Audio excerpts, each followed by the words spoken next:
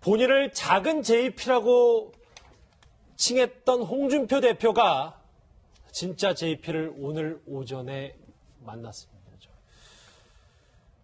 두 사람 오늘 오전에 만났습니다. 저 사진 그대로인데요. 화기애애했다고 합니다. 현장부터 먼저 만나보시죠.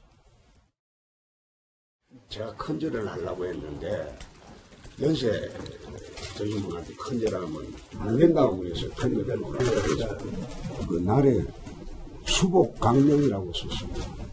이거 돌려보내요.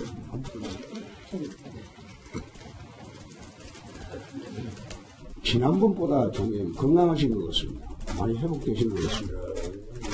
건강을 밑에 기운 좋고 얼굴 좋아졌네.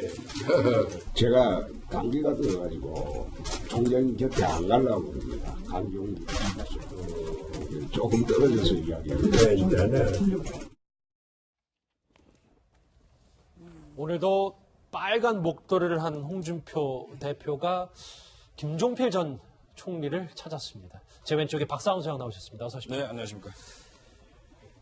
모르겠어요. 안부 인사를 김종필 전 총리가 JP가 홍준표 대표에게 먼저 덕담을 건넨 것 같아요.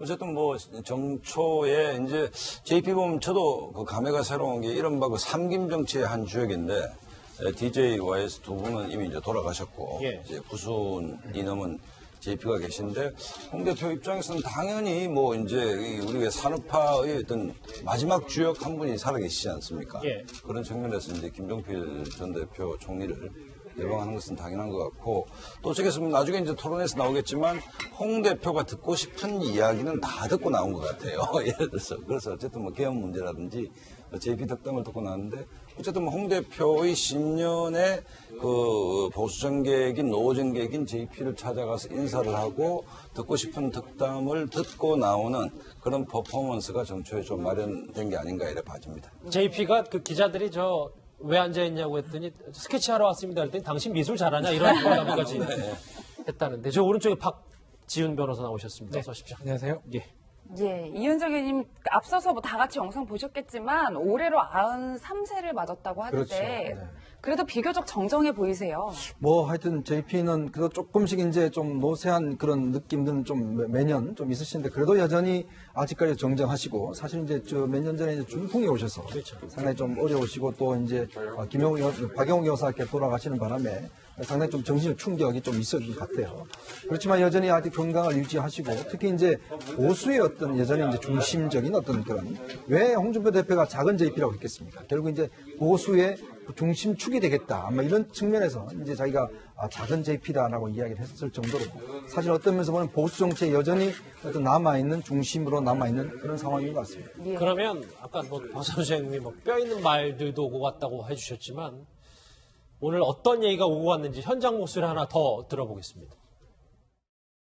해란다고 하면서 국민 철석을 잘한 젊은이인데 국민을 먼저 것들 지키고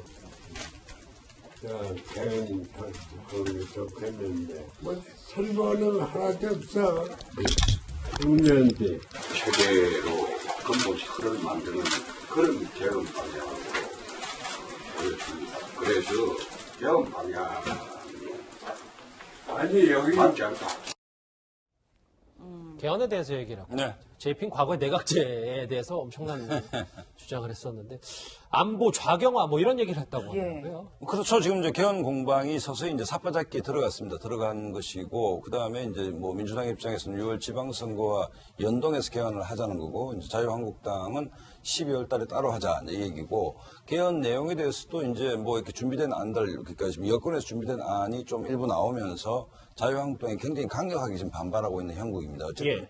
올 안에 이제 개헌을 둘러싸고 민주당과 자유한국당의 기싸움이 이제 치열할 것은 명확관한데 여기서 JP가 이제 안보 문제하고 좌경화 문제는 안 된다라고 좀 이렇게 이제 강조를 하셨는데 저 얘기 역시 홍준표 대표 입장에서는 굉장히 듣고 싶은 얘기 아니겠습니까? 뭐 그런 측면에서 아까 뭐 이현정 의원이 JP가 보수진영의 하나의 뭐 상징이다 말씀을 하셨는데 어쨌든 대한민국의 산업화와 남북 경쟁에서 압도적 우위를 차지하게 되는 그 박정희 시대의 상징적 정치인이 JP 아니겠습니까? 예. 그렇다고 본다면 뭐 개헌이든 어쨌든 그 이 방향 둘러싸고 JP의 덕담이 홍준표 대표한테는 뭐 작지 않은 힘이 되겠죠. 뭐 그런 얘기들이 지금 오고 간 것 같습니다. 예. 예, 박 변호사님 작용화 말씀하셔서 저도 드리는 질문인데 JP가 이런 말도 하셨더라고요. 누가 주도하는지는 몰라도 뭐 생략하고 그런 사람이 어떻게 대한민국을 이끌어가느냐 뭐 이런 취지의 말씀하셨는데 저희가 그런 사람은 여기서 누구라고 봐야 될까요? 지금 뭐 JP 얘기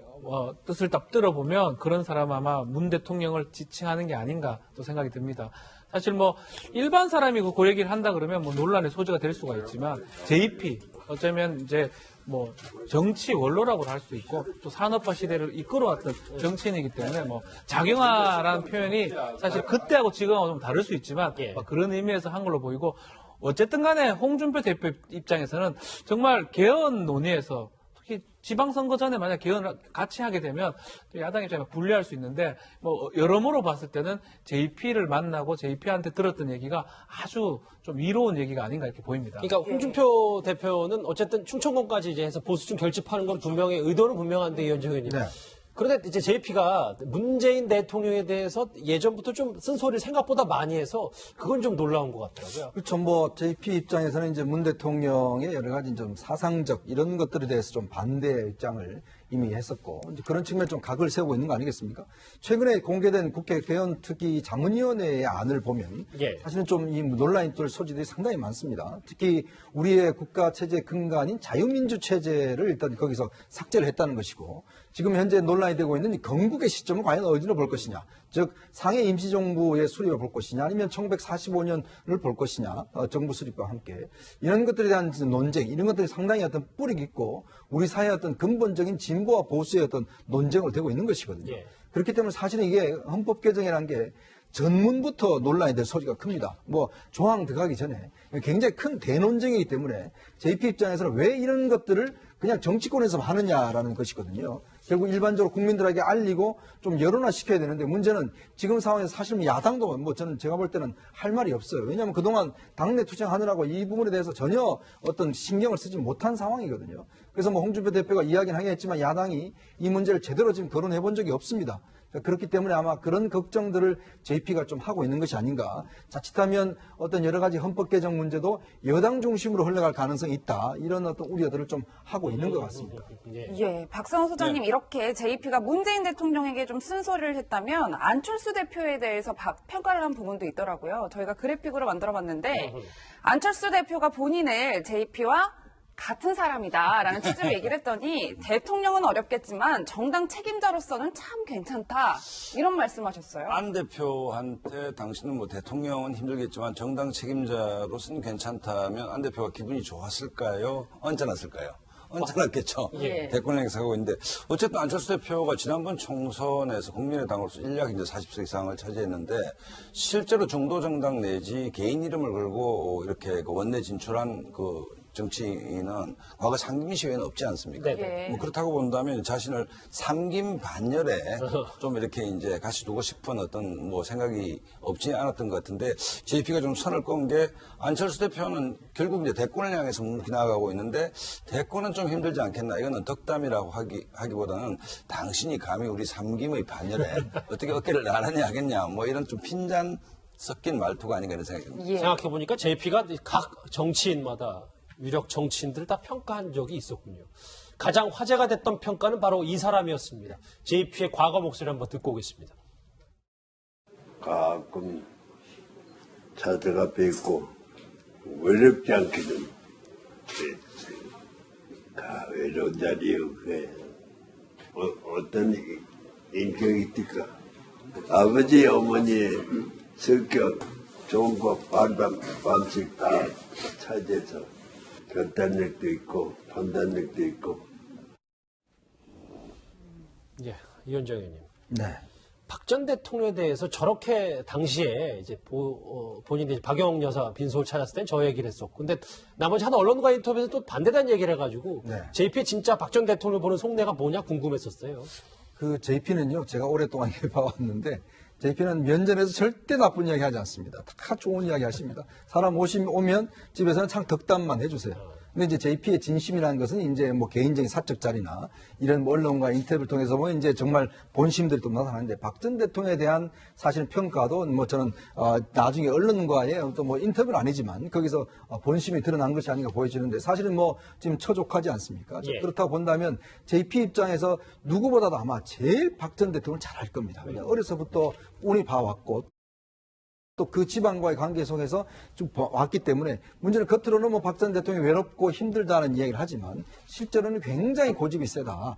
지난번 촛불 집회 때 가장 회자한 말이 5천만이 다 나와서 결국 한다 하더라도 결코 사퇴하지 않을 것이라는 이야기를 했지 않습니까? 예. 근데 뭐 나중에 보면 결국 JP 이야기대로 다 이거 흘러가는 걸 보이면 결국 JP가 보고 있는 박 전 대통령은 아마 제가 볼 때는 누구보다도 가장 정확하게 보고 있지 않을까라는 생각이 듭니다. 홍준표 대표가 오늘 이 초구동 자택을 찾으니까 여러 가지 JP에 관련된 에피소드들이 쏟아지고 있습니다. 김종필 전 총리와 인연 중에 이 인물도 있습니다. 의외입니다. 누군지 만나보시죠.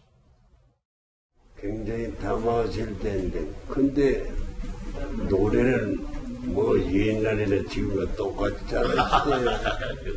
뭐 저희 계통을 뭐 정말 남달리 사랑해 주시고 감싸 주시고 좀 연예 활동을 안 하셔서 그렇지 그 대부격입니다. 대부. 이분은 아주 특별한 연기도 하시는 분입니다. 예, 박 변호사님, 네. 송혜 선생님이 한 살 동생이라고 그렇죠. 하던데 두 분께서 이제 50년 지기 친구다 이런 얘기가 있어요. 뭐 구순입니다. 구순. 91, 92. 뭐 두 사람의 인연이 상당히 깊고 예. 저 박용옥 여사의 빈소에 가서 40분 정도 기다리다가 두 사람이 이제 얘기를 나눴는데 연예계의 대북격 얘기를 하면서 총장님 얘기를 해요. JP 총장님은 모르는 노래가 없다 하는 정도예요. 그 얘기는 뭐냐면 같이 노래도 많이 불렀다 뭐 이런 뜻이거든요. 예. 50년 이상 그 친분을 유지했고 아마 우리 사회를 아마 이끌어가는 또 송혜 씨 같은 경우도 뭐 연예계 대북격이라고 볼 수 있고 두 대북격이 아닌가 이런 생각이 듭니다. 제1야당의 대표가 새해를 맞아서 예방한 김종필 전 총리 오랜만에 오늘 목소리 한번 들어